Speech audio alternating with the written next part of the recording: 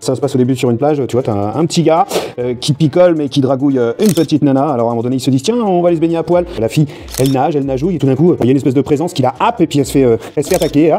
Elle essaie de s'accrocher là comme ça, puis elle finit sur la plage avec des petits crabes qui traînent. Il y a Martin Brody. Alors Martin Brody, c'est le chef de la police. Il se dit elle est morte à cause d'un requin. Mais on lui fait comprendre que non, ça doit être une hélice.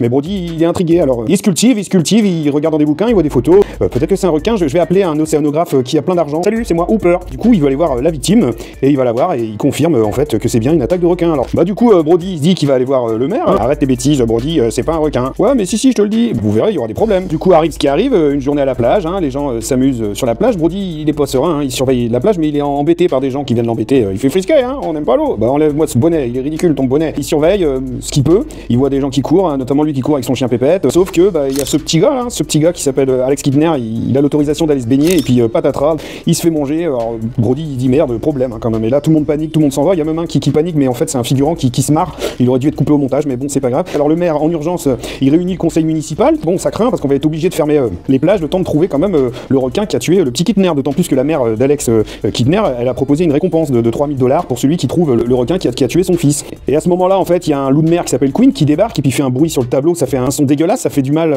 aux oreilles de Madame Taft. D'ailleurs il est accompagné d'un type qui reste cloué sur une porte et qui parle jamais et qu'on voit qu'une fois. Et il leur dit qu'à la limite pour 10 000 $ il peut y aller et puis il peut trouver le bestiau qui a fait ça. Mais pas moyen de négocier, en fait il se fait bouler le Quint. Du coup le lendemain il y a plein de pêcheurs qui débarquent pour attraper le requin, donc lui c'est Ben Gardner notamment, puis il y en a d'autres derrière, enfin c'est vraiment la chasse au requin. Le soir ceux qui n'ont pas l'autorisation, ils font du braconnage. Alors ceux-là ils balancent un gros gigot qui était prévu pour dimanche histoire d'attirer la bête et puis pas de chance, non seulement le requin a bouffé le gigot, mais en plus il a bousillé le ponton et puis Charlie il a failli mourir. Heureusement il s'en est sorti de justesse. Alors le lendemain c'est la fête parce qu'ils ont trouvé le requin, le maire est content, Brody est content, mais Hooper il a des doutes parce que le requin il paraît bien petit. C'est pas le requin qui a tué le petit Kidner, parce que ça c'est un requin tigre. Bon par contre voyant ça, Madame Kidner elle a débarqué et puis elle a envoyé une grosse tatane à Brody. Et là Brody ça l'ennuie, alors du coup il décide de picoler tranquille le soir avec sa femme. Et puis finalement il y a Hooper qui est un vrai squatter qui débarque pour picoler avec lui et puis il lui dit écoute tu sais ce qu'on pourrait faire, on pourrait aller vider carrément le requin.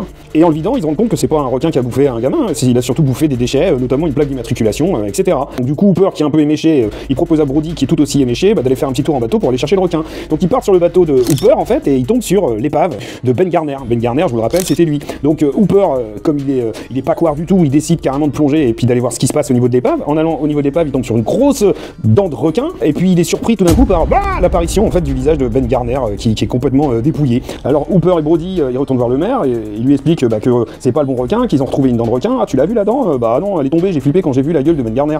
Ouais vous m'agacez, en plus moi j'ai des problèmes avec des taggers qui ont tagué mon affiche et en plus ça m'avait coûté une blinde à l'impression à Bureau Vallée. Allez circuler les gars, en plus aujourd'hui c'est la fête, c'est le 4 juillet et puis je suis un peu emmerdé parce que les journalistes commencent à se mêler de notre histoire. Ah bon le journaliste de Amity Gazette? Ah bah non pas lui.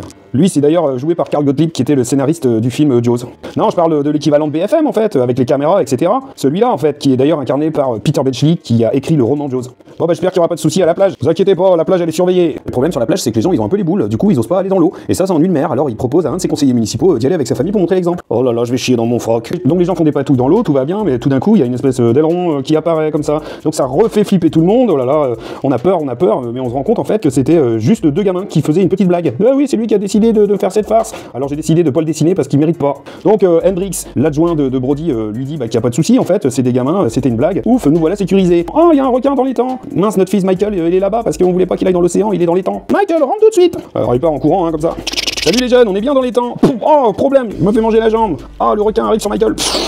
Bon, monsieur le maire, il s'en est fallu de peu. Heureusement, mon fils va bien. Je suis désolé, Martin, qu'est-ce que je peux faire? Bah, tu sais quoi, tu vas signer le contrat de Quint et nous, on va aller chercher le requin. Ouais, mais moi, je voulais y aller tout seul. Bah, t'es obligé de faire équipe avec moi et avec lui. Oh non, pas lui. Bon, venez les gars, mais vous piquez pas mes bières. Du coup, ils embarquent sur le bateau de Quint et au début, l'ambiance est un peu tendue entre Hooper et Quint, mais finalement, lors d'une soirée beuverie, ils brisent la glace. Et le lendemain matin, lors d'une petite partie de pêche, le requin apparaît et c'est à ce moment-là que Brody sort sa phrase culte. Il nous faudrait un plus gros bateau. Ils ont eu l'idée d'utiliser des barils pour repérer en permanence le requin, mais ça marchait pas parce qu'il arrivait à les emmener sous l'eau. Ça commence à sentir pas bon et du coup, Brody appelle les secours et puis l'opérateur qui est derrière, c'est Steven Spielberg pour info. C'est à ce moment-là que Quint il saisit d'une batte et il bousille le système radio parce qu'il veut pas être secouru sinon il aura pas la prime. Comme ça sent de moins en moins bon, Hooper il a une idée de génie, il se dit qu'il va se mettre dans une cage et il va essayer d'empoisonner le requin. Mais bon en fait il se fait attraper.